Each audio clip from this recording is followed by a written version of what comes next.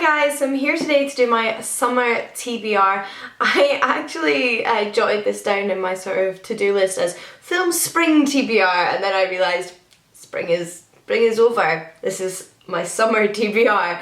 Where has the year gone?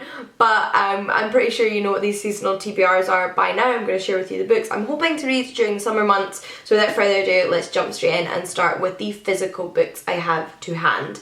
First up is Den of Wolves by Juliet Marillier, because there has to be a Juliet Marillier book in every one of my videos, maybe. I have plans to buddy read this with my friends Lauren and Jill in July, because it is the third and final book in the Blackthorn and Grimm series. Both of the previous two books in the series we read together as well, so we sort of have been consuming the series together, and we're excited to kind of see what happens for our characters. These are medieval Irish fantasy novels with a sort of detective spin. Our characters, Blackthorn and Grimm, are prison escapees. Blackthorn is a wise woman and Grimm is her sort of large, strong companion, and they met in prison, and you don't know initially all of their background, but you learn it as the series goes on, and they are sort of trying to navigate their new lives and deal with all the trauma that they've experienced in their past, and then get dragged into solving mysteries in their local communities. And it is so much fun. That it is so much about the characters of Blackthorn and Grimm and their relationship as it develops, as well as these really fun, intriguing plots. They can be a little bit outlandish, but in the best possible way, and I'm so excited to read the third and final book. We then have a book that I currently have out from the library, so I'm going to need to pick up soon, and I'm very intrigued by, and that is The 13th Tale by Diane Setterfield. I have never read a Diane Setterfield book before, but this one just sounded particularly intriguing to me, and when I saw my library had a copy, I knew I wanted to pick it up. It says that Angelfield House stands abandoned and forgotten. It was once the imposing home of the March family, fascinating, manipulative Isabel Charlie, her brutal and dangerous brother, and the wild, untamed twins Emmeline and Adeline. But Angelfield House conceals a chilling secret whose impact still resonates. Now Margaret Lee is investigating Angelfield's past, and the mystery of the March family starts to unravel. I am so in the mood for kind of like dark, mysterious, historical, or like semi-historical, looking at the kind of like past books at the moment. I've been reading a few things like that and really enjoying it. Dark, mysterious, exactly what I'm in the mood for. I'm not sure why, because it doesn't seem like the most summery thing, but I'm excited to get to this one, and I hear a lot of good things about Diane Setterfield's writing. We then have a little bit of science fiction, and that is Memoirs of a Space Woman by Naomi Mitchison. So I picked this up second hand a little while ago, and it's a tiny little book, so I'm ashamed that I haven't gotten around to it yet. It's only 150 odd pages and in a little mass market paperback. But Naomi Mitchison is an author I've been meaning to read an entire book by for quite some time. She was one of my dad's favourites, and he was always recommending her to me. And this one just sounds like a lot of good fun, and like hopefully like a short, accessible place to start with her, because I did pick up one of her much longer novels before and then got distracted, so never got around to finishing it. This one's set in the future, and we follow Mary, a space woman. She is an astronaut travelling space, encountering alien races and exploring her sexuality, which I just think sounds brilliant. Then some non-fiction. I have Romophobia, The Last Acceptable Form of Racism by Aidan McGarry. I recently did a video about the books I think have been on my TBR for the longest, and this was one of them, and I don't want that to continue to be so. I would like to read a lot of those books this year in particular, but this is the one that I really want to prioritise in the summer. It is a non-fiction exploration of the racism, xenophobia and discrimination suffered by Romani people, and I think it's a topic that I would like to learn more about and discuss more, and just see more people talking about. We then have a sequel, and that is The Rose and the Dagger by Renee Ade. I can't believe I've not read this yet. This is a sequel that I ordered online immediately after finishing the first book, because I enjoyed the first book so much, but then because I'd already started other books by the time it came, I didn't pick it up, and I really want to find out what happens next for our characters. The first book is inspired mainly by 1001 Arabian Tales, with elements of Bluebeard and Aladdin and Beauty and the Beast in there. It's like a big mishmash of fairy tales and folklore, but with its own like fun, unique characters, and we follow Shazzy, who has decided to volunteer as the next wife to the prince of this kingdom, and why this is a big deal is because he marries a new bride every night and each morning has her executed. So everyone is shocked when she volunteers for this, but she has plans for vengeance because one of her friends was one of his victims. But obviously it's a lot more complicated than things seem. There is some like dark magic at play in the background, and I need to read book 2 because it is just a duology, so that means I'll get the satisfaction of finding out what happens to Shazzy. We then have some poetry, and that is Let Me Tell You This by Nadine Aisha Jassat. This is a present that my friend Jen recently picked up for me, so I would like to get around to it. She was highly recommended this by a bookseller in a bookshop, and it's been compared to Jackie Cage. It says on the back that this is a vital exploration of racism, gender-based violence, and the sustaining restorative bonds between women. And yeah, that just sounds absolute perfection to me, so assuming I enjoy the style of the poetry, I think this could be a new favourite. Continuing with some of those themes in terms of like gender-based violence, I'm also planning on reading When I Hit You by Mina Kandasamy, because this is the Feminist Orchestra book club read for what are the months we're in?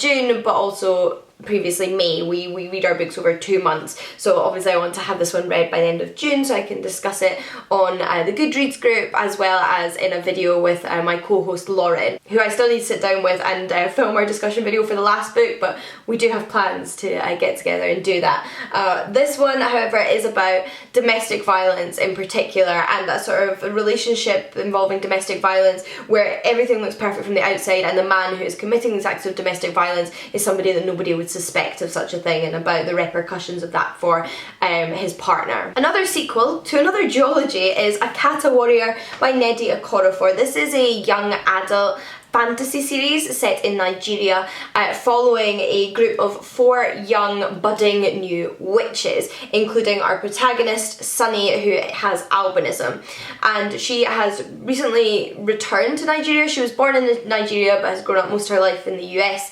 returned to Nigeria with her family, and has discovered that she has a gift for witchcraft, and joins these 3 other young people in studying their gifts and their powers. But in the background there is this sort of supernatural serial killer on the loose, and this one is even chunkier than book 1, so I'm so excited to get my teeth into it and find out what happens next. We then have a book I recently picked up, and that is The Smoke Thief by Shanna Abe. This is a historical romance about a female cat burglar who is kind of forced to help out this man who she thinks is going to expose her identity, but instead asks for her help.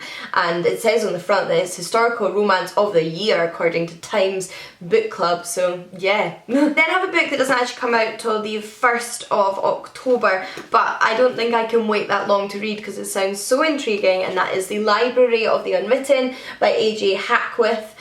This is the first in a series, I believe, which is set in a library of the underworld of hell, which stores unfinished books. So any novel that is started by anyone alive on Earth and is never finished is then held in this library, and it's about when those books start to come to life and the dangers that they pose. 2 more physical books though before I move on to the audiobooks and the ebooks I plan on reading. One is The Flower Girls by Alice Clark Platts. So I think I will read this one because at the moment I'm super into my dark, mysterious thrillers. That is what I've been picking up a lot, and I often associate thrillers with summer. I don't know if that's just because they're like quick, immersive reads, but that is when I find myself reading them, and I was sent this one for review a while back and it sounds very intriguing. The short blurb simply says, The Flower Girls, Laurel and Primrose, one convicted of murder, the other given a new identity. Now, 19 years later, another child has gone missing, and the Flower Girls are about to hit the headlines all over again.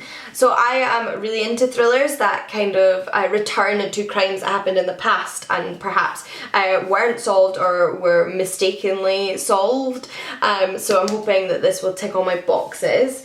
I then have one last physical book, and that is Spellbook of the Lost and Found by Moira Fowley Doyle. This is a YA fantasy book I've heard loads of good things about, particularly from Huck over at Badger Reads. I also think that there are queer themes in here from some other reviews that I've seen, which is always a plus. But simply put, this is about some young friends who start to suddenly lose things, from small things to big things, and they find this spell in a spell book to recall lost things, but obviously that perhaps has larger repercussions than they are expecting.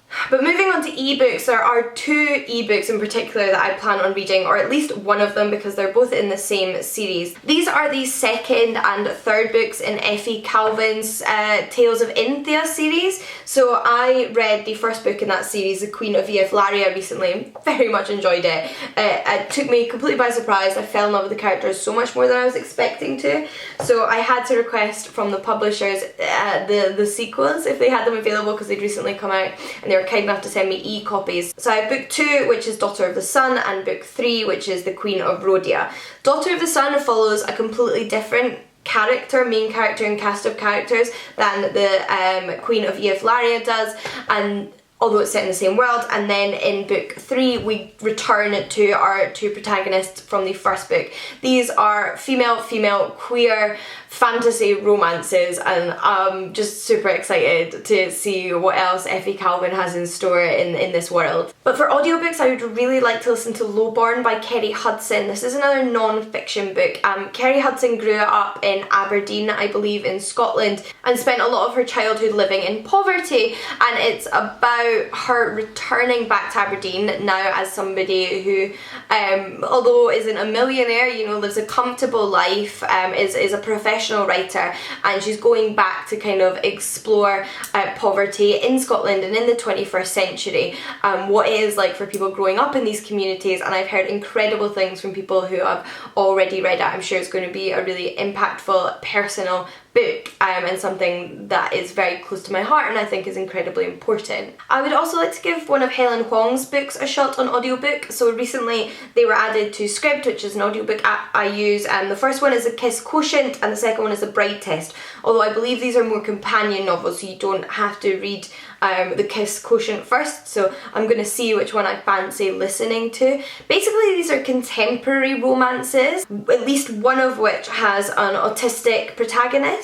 from what I've heard, and I just hear amazing things about them. And I don't tend to read a lot of contemporary romance. It's not the genre I find myself reading a lot, but there are books that would fall within that category that I do enjoy, and I would like to kind of expand my horizons. I think most of the time there's at least 1 or 2 books in a genre that I'm going to enjoy. I hate to write things off. So since I've heard so many good things about this author and her books on BookTube, I would like to give them a shot now that they're on Scribd. If you have a preference or think one or the other is better, then let me know which one you think I should prioritise. But those are the books at the top of my TBR. Naturally, I will probably read some books that aren't on this list during summer, but I always like to have a little plan for what I might be reading and share with you what I'm currently most excited to read. So do let me know if you have read or are interested in reading any of these books and what you are planning on reading in summer as well. But until next time, happy reading, and I'll see you all again soon. Bye guys!